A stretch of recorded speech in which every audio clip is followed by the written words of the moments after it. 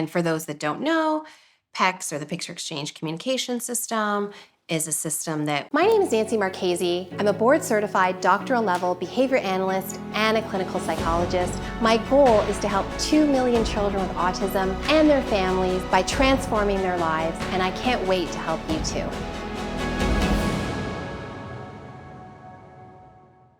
We use for children that, or we teach the kids to use, I should say, who may be non-vocal or have very limited vocalizations, challenges in communication.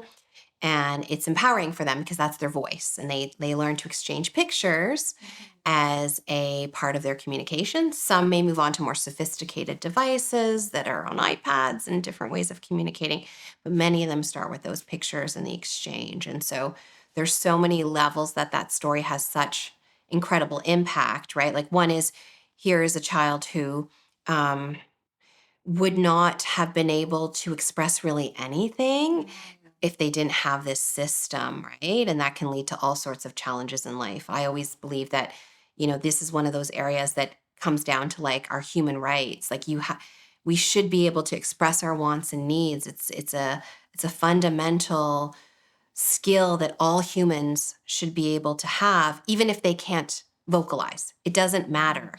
And so here is this little child who's able to do so.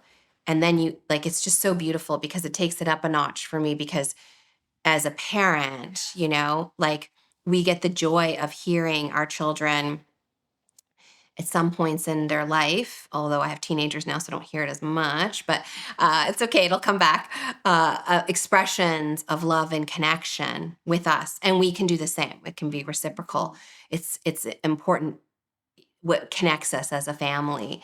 And, we hear from a lot of families that this connection, can be hard with the diagnosis. It doesn't mean that the child doesn't want to connect. It doesn't mean that the parents don't want to connect. It's just there are barriers sometimes, and communication can be a barrier. So to allow for these moments to happen, which we may take for granted as part of typical development, we get to hear this stuff. But here's this family who, we've heard from other families, like they maybe even say, like, we're never going to have this moment. Like they've maybe even given up on the opportunity for their child to express their love for them.